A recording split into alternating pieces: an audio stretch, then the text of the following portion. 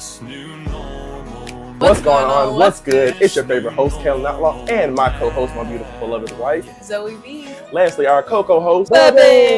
And this is the New Norm Podcast. We wanted to talk about a recent tragic event in our lives, talking about being newlyweds, traveling around as a military family, and what can affect these things. Plus, the effect that social media has on our lives and other Gen Zs out there today. Well, let's get into this video.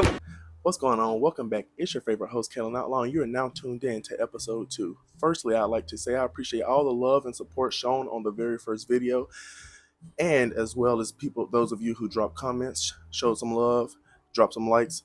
In the future, we like any type of feedback, what you want to hear from us, and give us any talking points that you would like to hear in the future. In episode 2, we'll cover grief, depression, hidden signs, what's on the outside is what's always on the inside, and who's affected by suicide. Sitting next to me, as always, I have my beautiful beloved wife, Zoe B. as well as my beautiful mother, Alicia. All right. Firstly, talking about grief.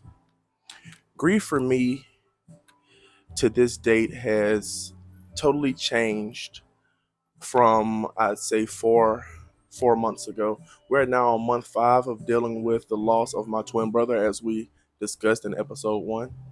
And for me, it's been a complete roller coaster of emotions. I'm more so stuck in the phase now where it's mostly been anger, hatred, and resentment for the situation. And it's been a lot of unanswered questions in my mind as far as what could have been done differently.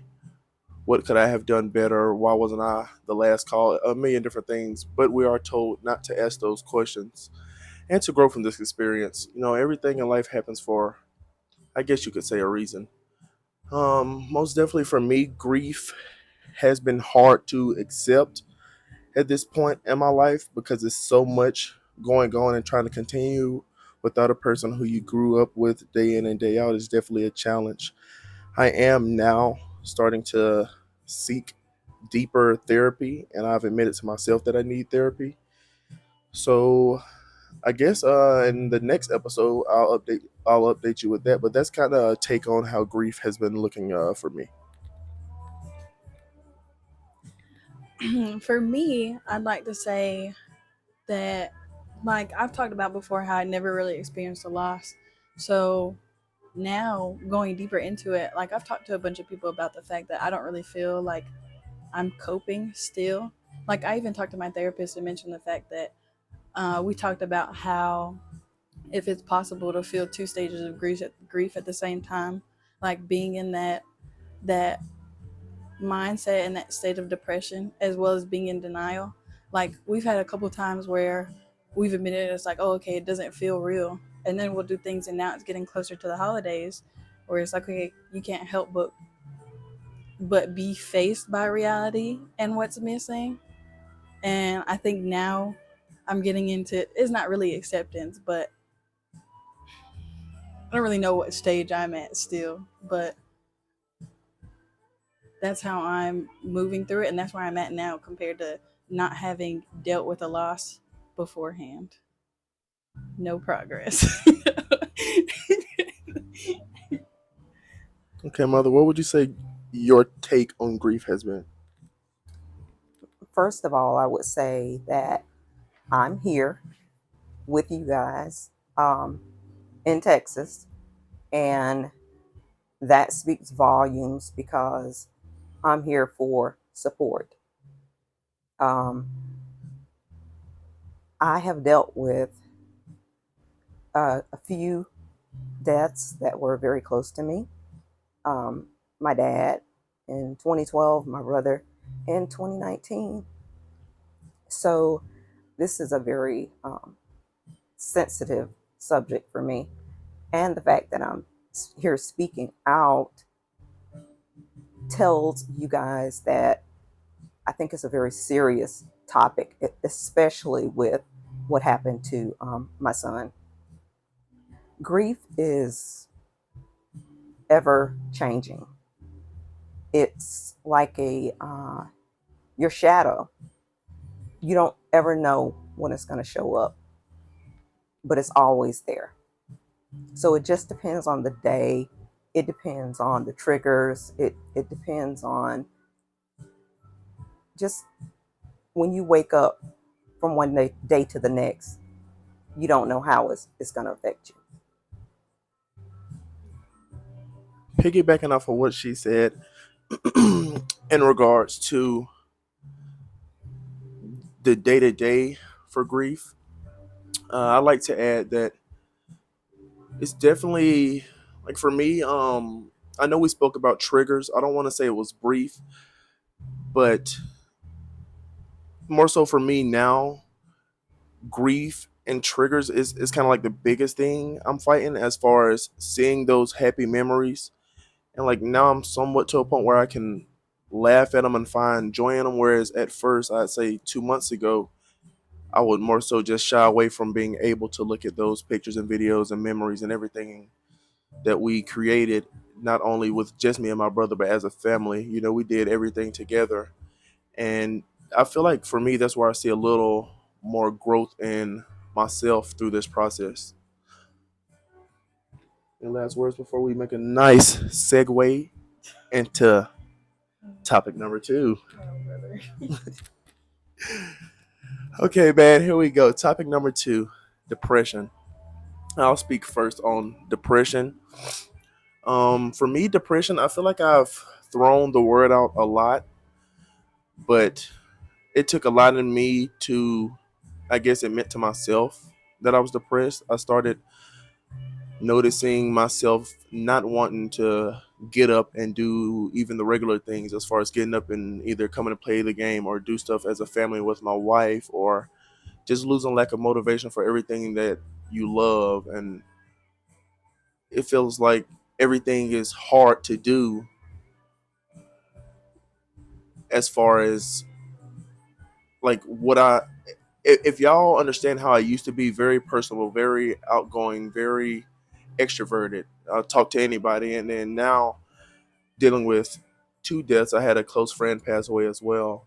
And now I feel like I'm more so closed off. I wouldn't say closed off, but I'm more so guarded to making close connections with people in fear of having to deal with this type of, I guess, loss again, dealing with these emotions.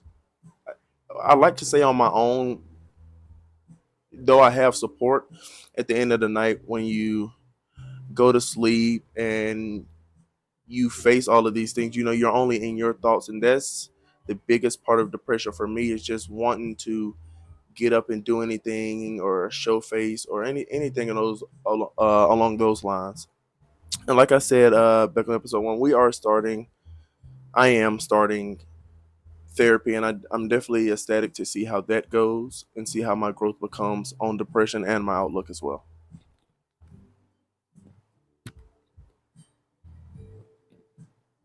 Depression. Okay, sorry.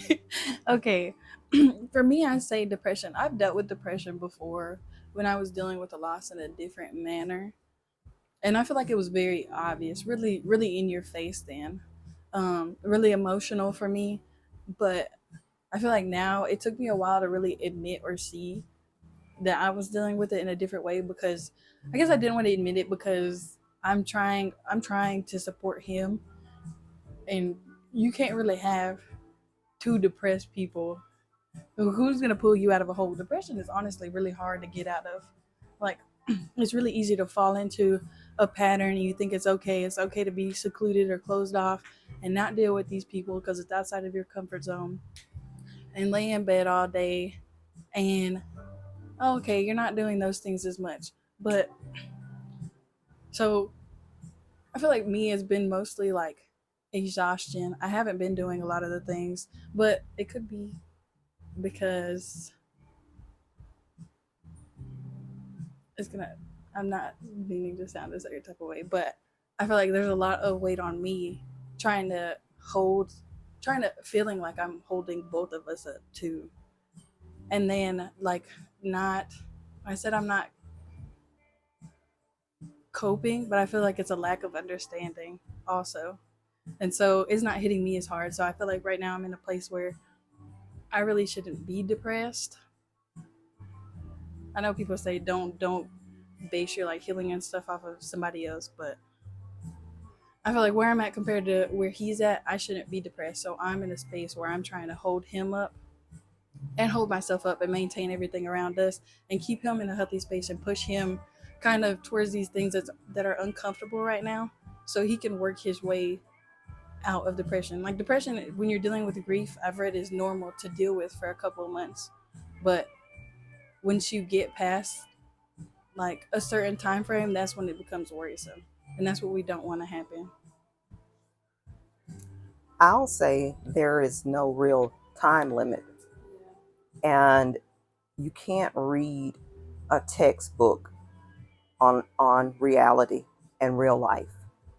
And you have a right to own your feelings for however long that is. And yes, true enough, he probably needs your support more than anything, but at the same time, it's okay to lean on each other. That is the purpose of marriage. You lean against one another when one is weak and the other one is a little bit stronger. But that doesn't mean that you don't have to identify with your pain and your grief.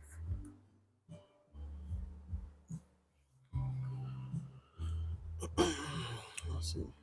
Um, Me speaking from a depression standpoint, um, for me, it's more just the crying, the tears, the um, just really hard to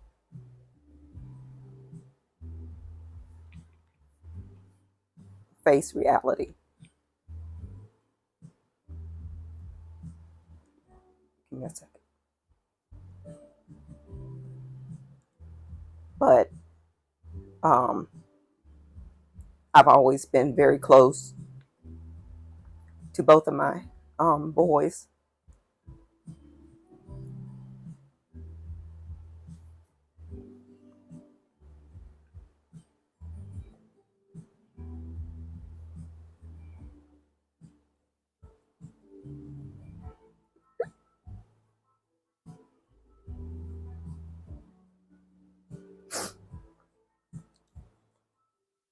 Okay.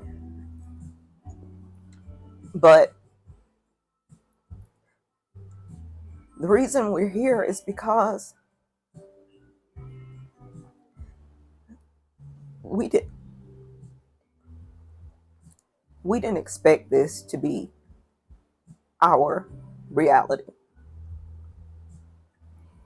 We never saw it coming.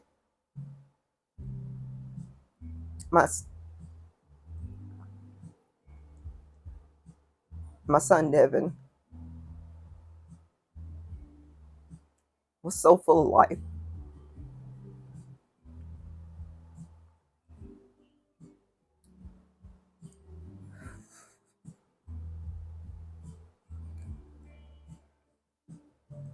He was the life of the party. Everywhere you went, everybody asked, "Where's Devin? When's Devin coming?" And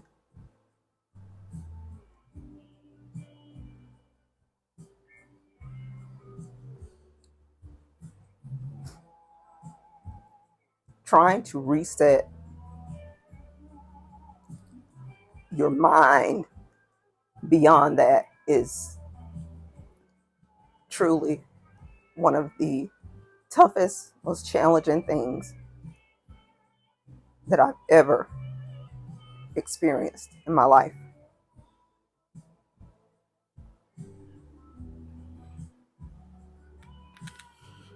And here, we do want to showcase true emotions, true feelings, and even with y'all experiencing her crying, one, I just like to say that it's okay to cry and it's okay to hurt, especially through these times.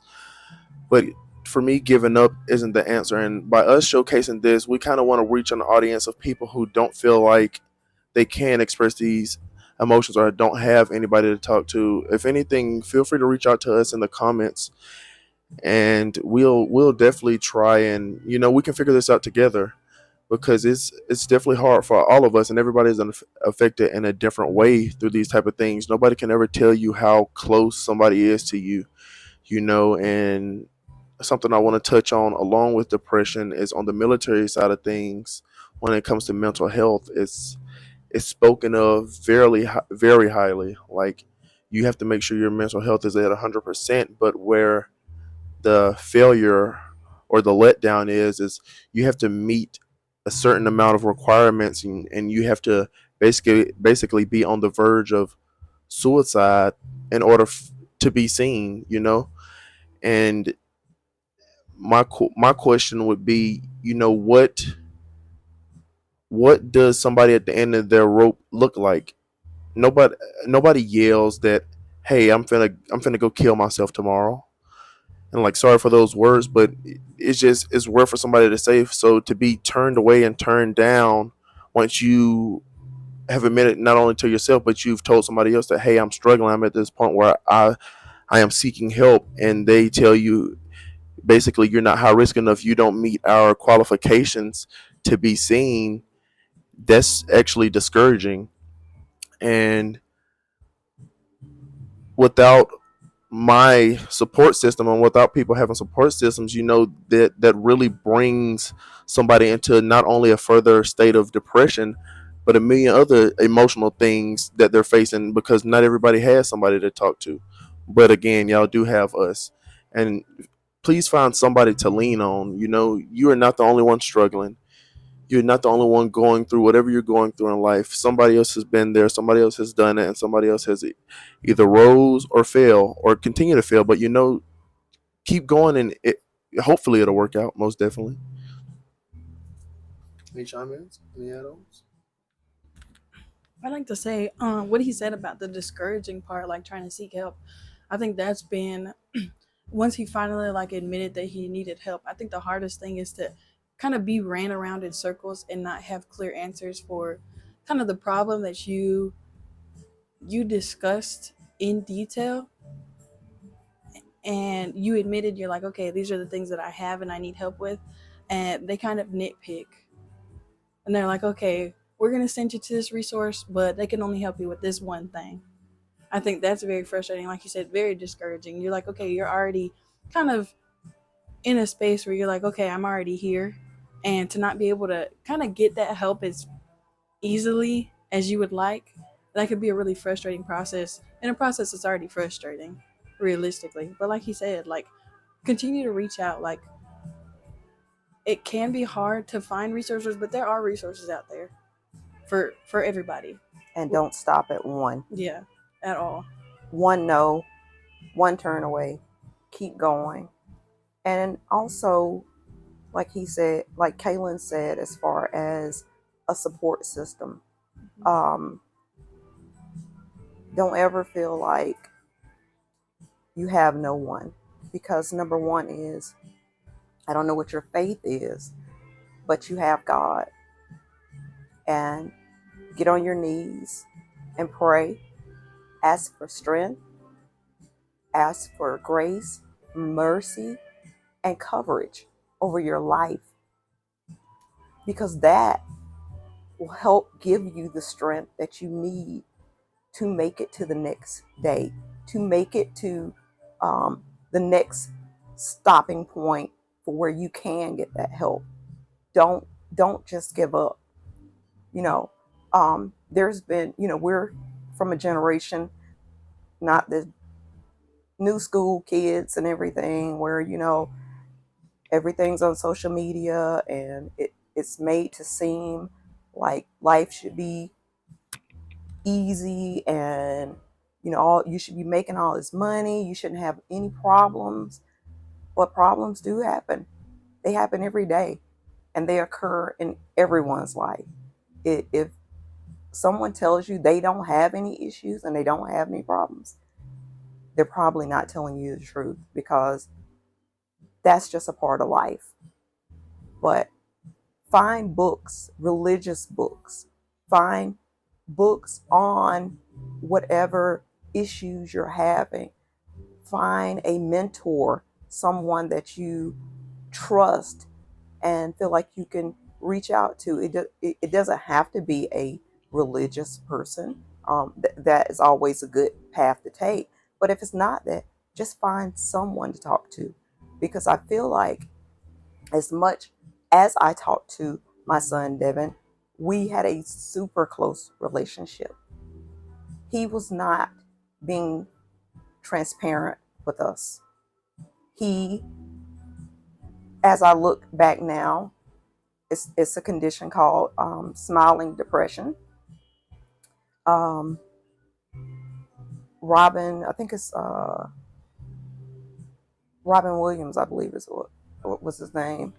He had it, and it's where a person is so happy-go-lucky and they put on this face for the world, where deep down inside they are covering up their hurts and their trauma and their pain.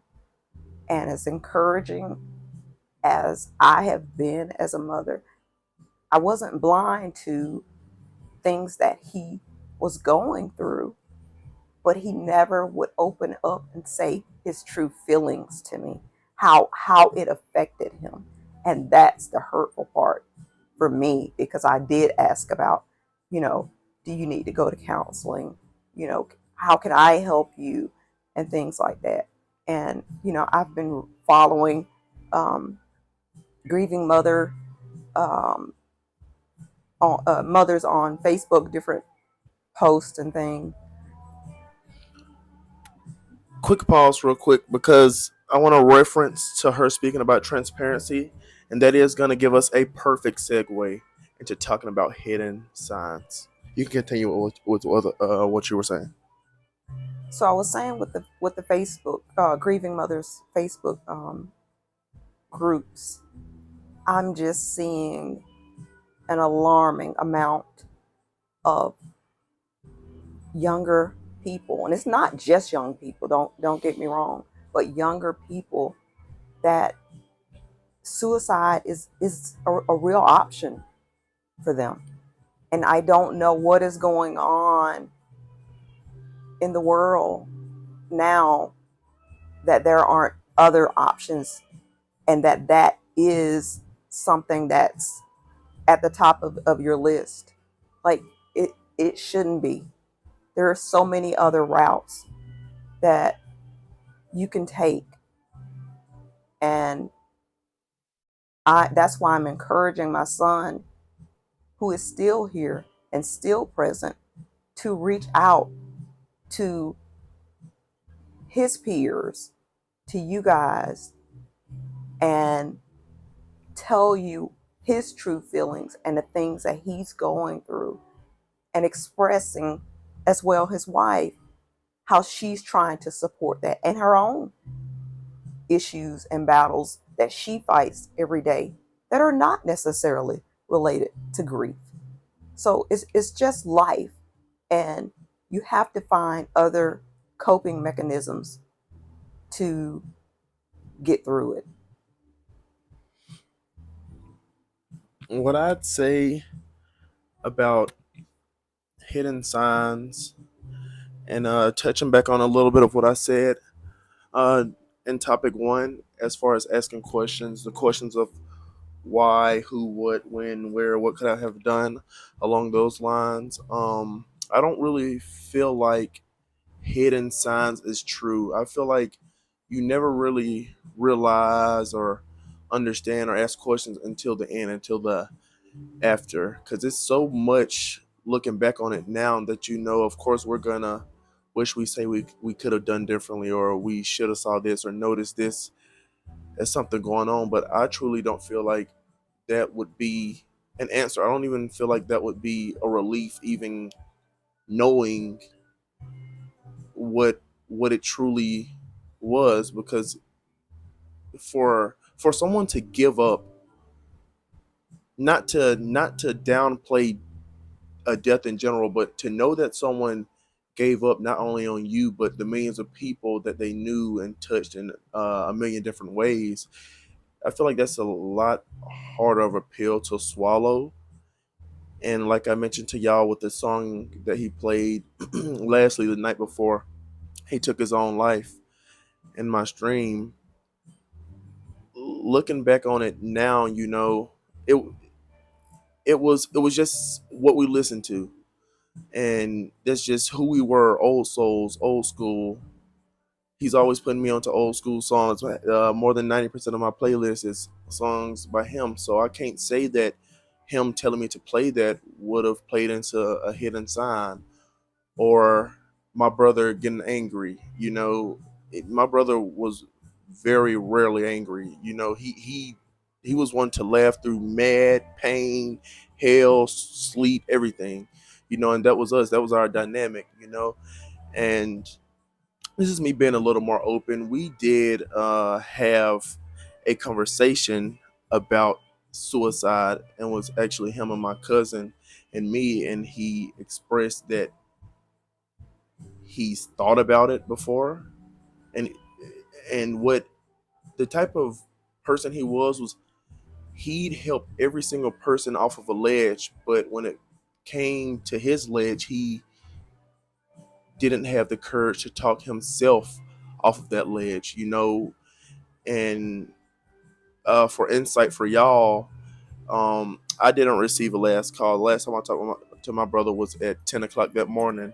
I want to say you talked to him, what, hour? About 3 p.m. that day. 3 p.m.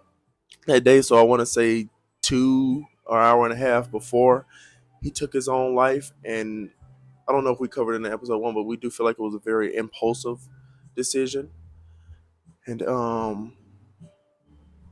for me, once we had that talk amongst the three of us guys, me, my brother, and my cousin, he was like, that's never something I do, and it's always been like a hand to hand exchange with me and him. I got you, and vice versa. And he actually, so we actually had the same tattoo on my forearm here that says "My brother's keeper," and on the inside of his arm, he said, "For him, I'd risk it all," and it was a portrait of me in a military uniform, and in my deepest moments, I feel like that's what I reflect back on, and that's what I hate the most. That one, you got this permanently tattooed on your skin as symbolism, for me, he'd risk it all. So I feel like the question I constantly ask is, why couldn't you have thought about all of this love and support? And like I covered it in episode 1, we didn't come from a bad background. I can honestly say we never truly experienced a struggle. Thanks to my mom, we had a father, but my mother, she was a single mother for over 10, 15 years, but I love her till this day and will continue to, because we never saw that, and hearing about it now, it's almost like I'm still in disbelief of the stuff that we didn't see, that she carried on her back by herself just to keep food on our table and have a roof over our head. I mean, my mother is the type of mother who she shows up anywhere at any time, and it's nothing but smiles, and you can feel the love. Speaking currently now, I kid y'all not, she told me, let's just give an example. Tuesday she was like, I need to take a trip to Texas, and Wednesday her flight was booked. That's the type of mother I have, and that's the type of mother Devin had, and I mean, we've never had a parent or a figure in our lives this strong to where we can come home, and we knew if we fucked up, she'd be mad or she'd get onto us, but it didn't gatekeep at least me from telling her, or like just anything that went wrong, because she's always showed that loving mother support. Once I was stationed in North Carolina, for my birthday, she she came up there, and I want to say she what made you buy a cake.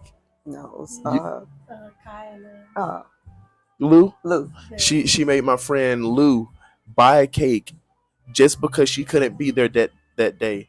And that's what I'm most proud of, being able to be raised by my mother, and that's what keeps me going. To see her keeping going, though we both know it's hard, is what's keeping me going. And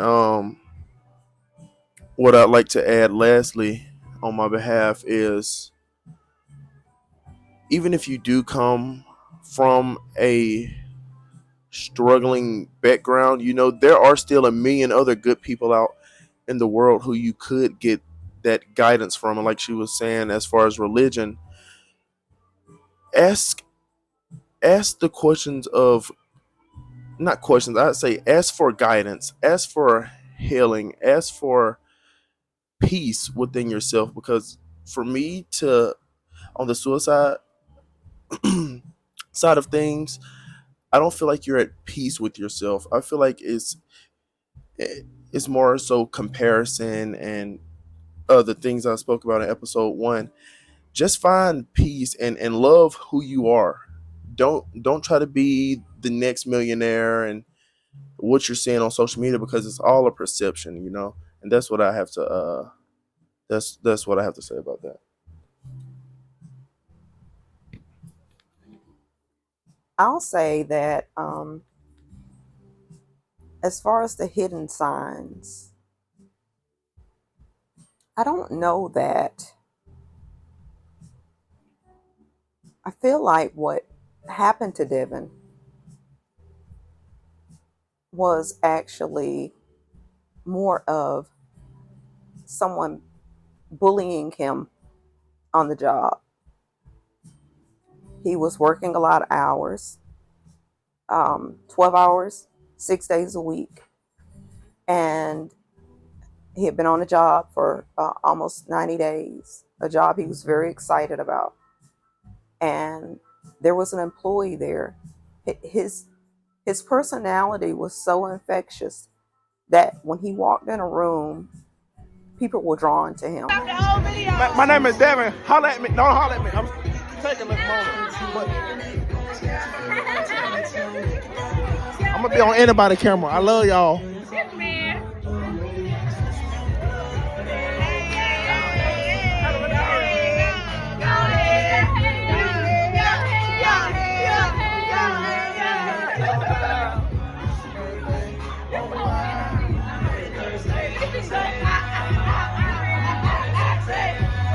But there were also those people that didn't like him because so many people were drawn to him. And there was a person at his job that started going to HR behind the scenes and telling things like he was in the bathroom for too long, or he was standing around talking to someone, just nitpicking and doing things to affect someone else's life. And when you do things like that, you don't know,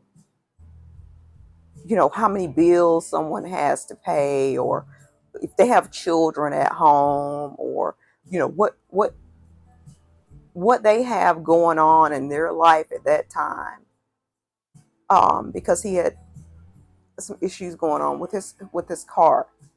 And so a lot of that just came down on him at once. Would you like to kind of explain what we say he was initially struggling with, as far as me joining and those type of letdowns? Well, it's twofold, because both of my boys went off to the military within 2 weeks of one another. And Devin got hurt and did not make it through boot camp. And that was a turning point for him, because I do believe that there's a certain amount of him they've always wanted to impress each other. Or, that's the twin dynamic.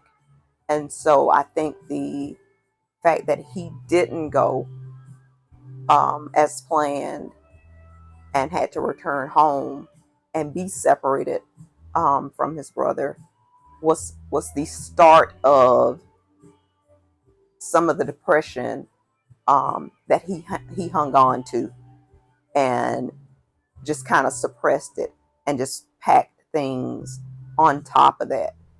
And as his brother, was 7 hours from home, and then his brother got deployed, and I think all of those things, um, he felt a sense of loneliness. He was never alone, but it's weird, the twin bond. And so Devin has always been more of the people person that needed to be surrounded by people, loved to be surrounded by people. And I feel like Kalen, maybe around his junior year in JROTC, he started to mature a little bit faster, in a sense where he knew that a little bit of the separation was going to come for them after they graduated.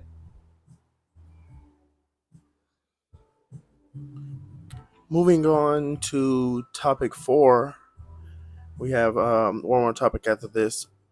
Was what's on the outside isn't what's always on the inside, and we're going to cover that very, very briefly because of I feel like what we've been talking about kind of covers that. And to what she was saying as far as how my brother was, like really outgoing, real personable. You know, it's never something that I saw or even think that I could have seen, because with how close we were, I felt like I knew him, and I knew when we were struggling, and as well, for me, my experience with twin telepathy has been more than real, even down to the day of losing his life. I can remember that around 2 o'clock that day, which is weird. I don't have acid reflux or anything, but around, I want to say 2:30, I had heartburn. I think this is either my first or second time ever having heartburn, and I had that, and it was an experience way back in the past where I think I was in North Carolina actually, and my brother had gotten into a beach party fight, and out of nowhere, like I just had this pit in my stomach, and I was feeling queasy, and to find out later on that day that my brother had gotten into a fight. So it's always for me come true with this twin telepathy feeling of something just happened. And from the first second I got the call from my mother, normally, so as I mentioned to y'all in episode 1, I am a streamer, and normally if she knows I'm streaming, she'll just call and she'll hang up, or she'll be like, okay, like, because she understands. But this time was different, and what she said was, she called me and she was like, can you take your headset off? And right there, that confirmed for me. I didn't know to what extent it was, but I knew something had happened just by her asking, could I take my headset off? And to even hear that news, it was just like instant disbelief, like, no way. And that's kind of my take on what's on the outside isn't on the inside, because he was always smiling, but I still to this day don't know what he was truly facing on the inside.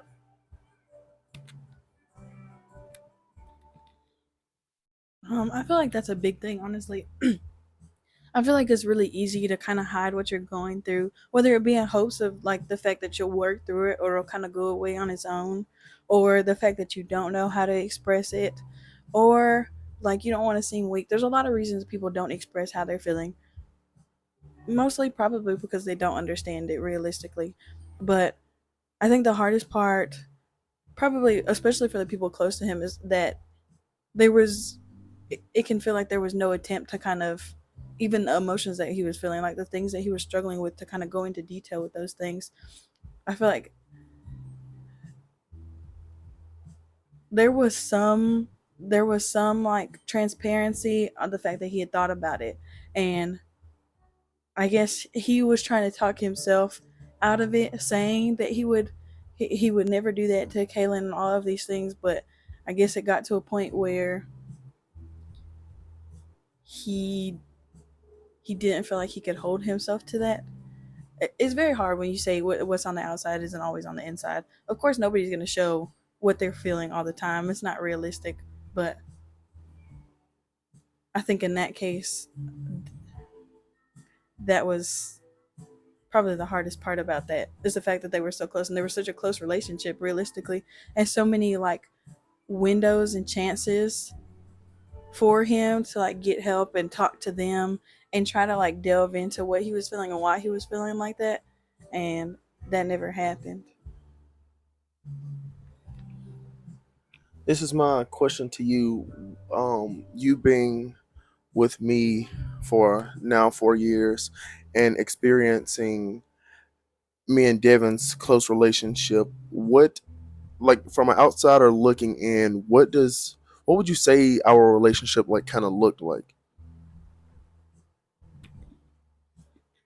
I feel like that's honestly hard for me to say because of the fact that we were so far apart for a long time realistically. So it's like I saw like in the sense where it seemed like a lot of times it was like Devin was the clingy little brother who you couldn't say no to. And it was like, okay, like, oh, I want to come along and all of these things, and you having to like take him to parties. But then the other roles is like, okay, he was the big brother and the responsible one, and the one giving you wisdom and knowledge, and giving you advice. So when you needed that ear, somebody who you felt like knew you in that situation or whatever, you'd be like, oh, you'd go to Devin. So I'm like, it's hard because I feel like the full experience, but from what I saw, I feel like that's what it Well, was. what you're saying is a true statement because I can recall raising them, and the question that people would always ask is, which one is the bad one? Both of them. And I would always say, it changes. Oh, yeah. Because 1 minute one's doing all right, the other minute the other one's doing okay. So it was interchangeable in their behaviors, how they were acting, what phases they were going through. Oh, yeah. And you are right. Like it was a bond where even though Kaylin seemed as to be the more mature, Yeah. he still went to his brother for various advices on different things. And same thing with Devin. It just depended on what they were experiencing in the moment. And they fed off of each other. Good, bad, indifferent. Yeah. But I do say I taught them to always be there for one another. So they were super close. But I also wanted to touch on the topic of kind of like with you, Zoe, and you coming into our life, and you were more closed off initially, and I feel like I had to pull things out of you and get you to open up, and because you're from your background. Yeah. So, like Kaylin said, it doesn't matter your background. It doesn't matter how poor you were, how much money you had, what all these things, there's someone out there that can reach you. There's someone out there that you can talk to. You just have to find that right person. And, now I feel like she's the daughter that I never had. And so, her and my niece, a couple of my nieces as well. But I feel like now she's more comfortable opening up. Whereas in the beginning, she was more closed off. So, just because you talk to one person, and that person doesn't give you the response that you need, or doesn't um, answer you in a way that you can understand, just don't quit. Don't stop there. Keep going. There's more people out there. There's more therapists. Not all therapists are the same. Not all pastors are the same. Not all friends are the same. Like, I have girlfriends. It may be this, one girlfriend I call and I talk to about all business. Then I call this other girlfriend. I can talk to her about all personal. It's it's just how you receive information. Keep going until you find someone that you feel safe and that you can trust, that to have those deep conversations with. I'd like to, on that sense of what she was saying, like the fact of being closed off. Like I was saying earlier, I've lost people with different senses. So even now, like I'm still learning and growing how to have hard, uncomfortable conversations, and like in order to kind of deepen and keep these relationships like where they are. And that's something that I like still struggled with and was struggling with Devin, and like where our relationship was, and the things that I didn't like that he did or I felt he did. And it was really hard for me to have those conversations uh instead of just kind of like, oh, okay, distancing myself like I have a bad habit of doing. But like I said, even now I'm growing, so I feel like that kind of goes into what we're talking about. Like kind of put in the work. Like it can be very hard and uncomfortable. It is very hard and uncomfortable, but I mean, it's definitely worth it. It's definitely worth it, especially to get these relationships that can kind of, that could be a lifeline realistically. Like the littlest things, they would be like, oh, okay, like she's been cooking childhood meals for him, like meals that like the littlest things, like comfort, support, all of those things. Like that can be a big thing. So like put in the work, put in the effort, like set goals for yourself. That's what I have to say on that. And I specifically want to touch on an experience me and my wife had. Was I don't remember the exact situation, but basically it had gotten to a point between her and Devin where I think it was something he did she didn't really agree with, and she kind of became closed off. And he, because my brother was real playful with her, and it was kind of like a little brother little sister, like watching them interact with each other.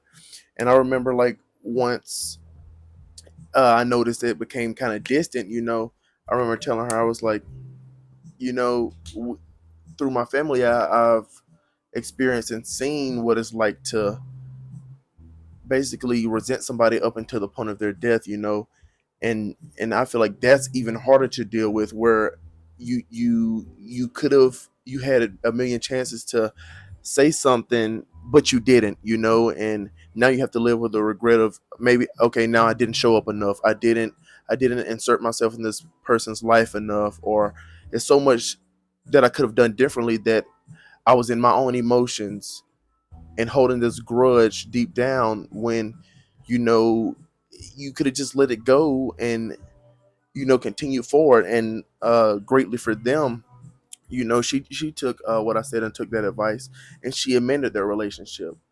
And for that, I'm grateful, not only on her behalf, but just the behalf of our relationship, because I'm the type of person where, for the sake of my family, I like easy and smooth going, because my family is everything, and especially with her coming into our family and accepting my family as hers. I want it to be the best possible place that she can feel comfortable with, not only expressing herself, but having true fun, and just enjoying all the things that we've brought her in life, and in a million ways change her life, because it was at a point where she didn't have everything that we had, or the support that we had or may have received. But now, she's not even now, she's learned to be more grateful and more appreciative of those things. And I want to say I appreciate you for that.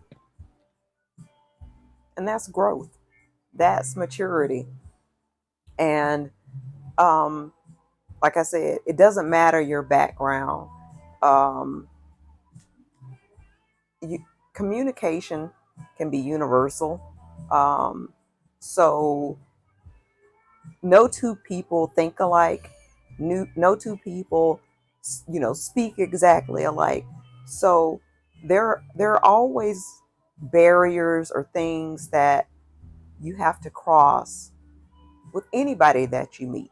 Hang on, I don't know because there's been a few times where it'd be I don't want to say something to one of our friends, and Devin has said the same exact thing because everybody says we sound alike, but it would be so crazy to me because they'd be like, "There's no way you just said like did y'all just script this? Did you just tell him to come here and say this?" And we'd say the same exact thing, whether it be a joke or a phrase that we used. Well, and that's the twin thing. I mean, you guys, you share DNA. So yeah, you actually do. I mean, it's not the exact same, but I'm just saying as far as meeting different people, being exposed to different people that are not necessarily from where you're from, coming from where I'm from, like the Anthony Hamilton song.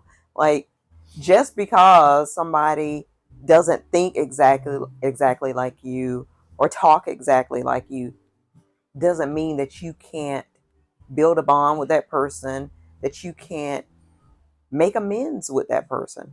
And holding on to grudges doesn't help anyone. So let that stress go.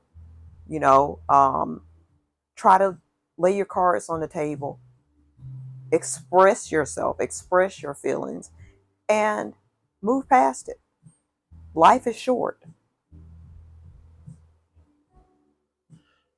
Any last words? That is a amazing segue into our very last topic. We're going to cover this briefly because we've definitely touched on it a million times throughout this conversation. Who's affected by suicide? And a very short answer, everybody who you've came in contact with, whether it be the woman at the grocery store who you made laugh, or your family members. It's not just family. It's the millions of people who known you and known who you were and what you provided for them, because you never know what you provide for many people's lives. Laughter is healing, and I solely believe in that. So, and that's what my brother could do.